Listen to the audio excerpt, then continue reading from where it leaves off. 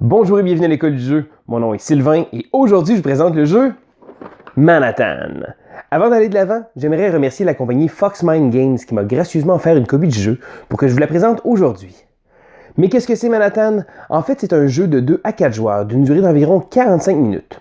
Il utilise une mécanique de majorité de contrôle de territoire. Le jeu a gagné le prestigieux Spiel des Jahres, remis au jeu de l'année en Allemagne.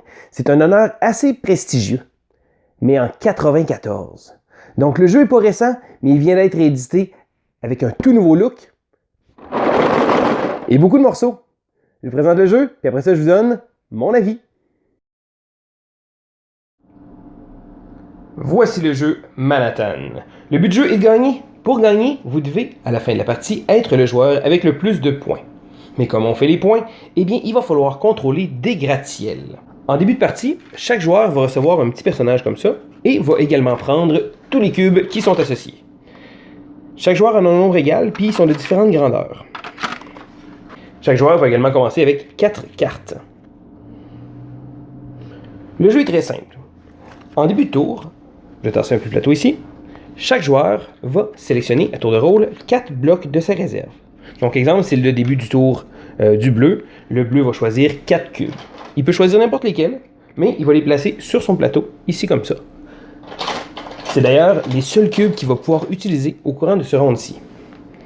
Et chaque joueur va faire la même chose. Donc l'orange également, après avoir vu les blocs du bleu, va pouvoir sélectionner différents blocs, et ainsi de suite. Dès que tous les joueurs ont fait ça, on revient au premier joueur, il va choisir une carte dans sa main, et il va la jouer. Donc quand on joue les cartes, on les joue devant nous. Vous allez remarquer ici, il y a un emplacement. Ça se trouve être l'emplacement sur le plateau sur lequel on va pouvoir placer notre bloc. On peut les placer dans n'importe quel quartier, mais l'important, c'est que ça suive cette configuration-là, donc qu'il soit absolument ici. Ça veut dire que si le joueur bleu aurait joué celle-là, ça donne comme ça, mais si jamais c'est le joueur orange qui le joue, à ce moment-là, le bloc est rendu ici. Donc on n'a pas le droit de bouger les cartes, bien entendu, parce que ce serait un peu trop facile de pouvoir choisir où qu'on le place. Après qu'un joueur ait joué une carte, il va en repiger une autre. Ici, je joue au centre, je place ici. Et là, ça serait au joueur orange. Donc s'il veut, il pourrait également jouer une carte comme ça, donc au centre, et il pourrait venir placer un gratte-ciel par-dessus, donc il s'emboîte. Les règles de placement sont très simples. Il faut que, pour venir chercher un gratte-ciel, il faut absolument qu'on réussisse à battre le joueur qui en a le plus.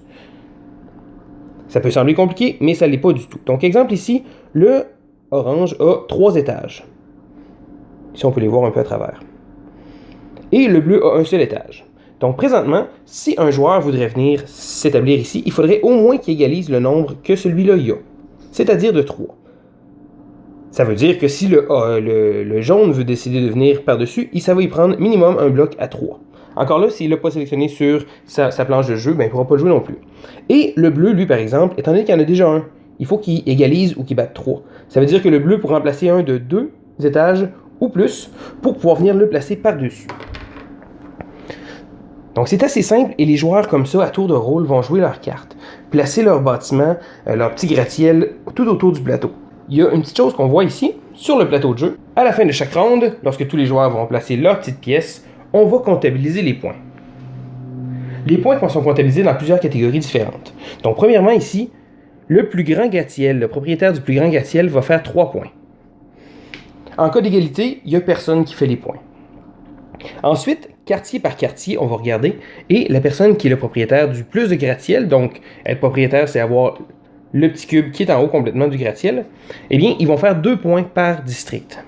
Et ensuite, on va faire 1 point pour chaque gratte-ciel qu'on va avoir sur le plateau de jeu. À la fin de chaque ronde, après avoir fait le décompte des points, le premier marqueur, qui se trouve être un petit cube noir, va passer au joueur suivant.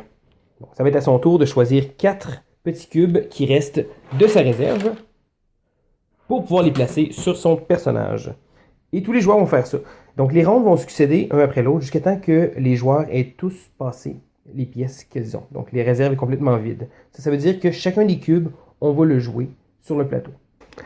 Et voilà, ça fait le tour des règles de Manhattan. Un petit bémol, pendant que je vous ai montré les règlements, il faut savoir que, bon, étant donné que j'ai fait une simulation d'une partie à 3 joueurs, j'avais 4 morceaux de tuiles. En fait, 4 morceaux de gratte-ciel que je plaçais sur mon petit plateau. Lorsqu'on joue à 4 joueurs, il faut placer 6 morceaux.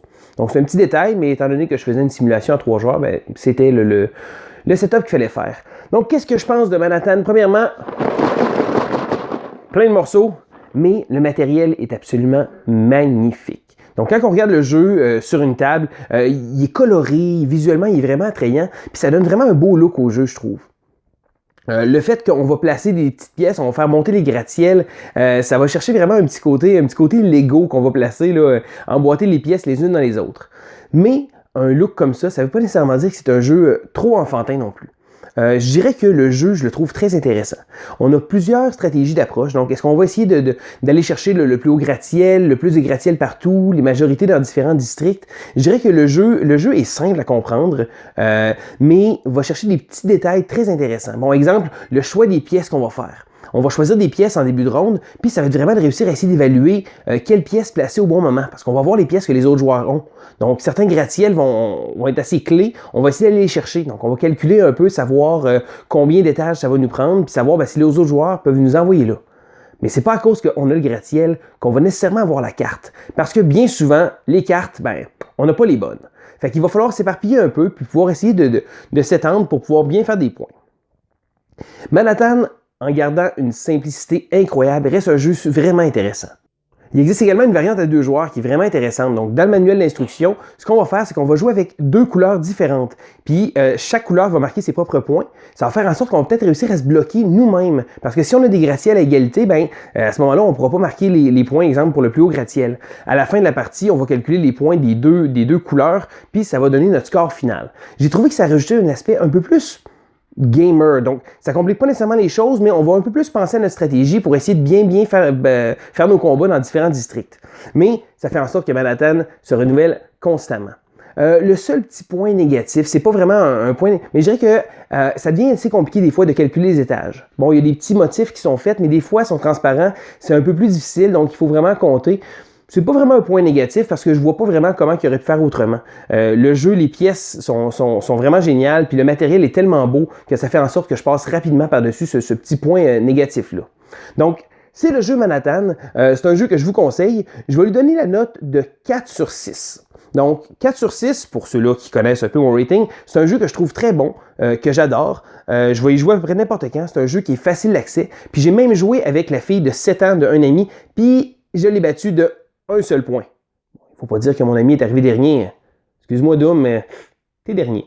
Fait que, ben, ça fait le tour de Manhattan. Un jeu que j'apprécie. Je vous le conseille. Le matériel est vraiment génial. C'est un jeu familial, mais ça ne veut pas nécessairement dire que c'est un jeu qui est pas fait pour les joueurs. Ben, franchement, je trouve que Manhattan, ça vaut le coup. Allez jeter un coup d'œil.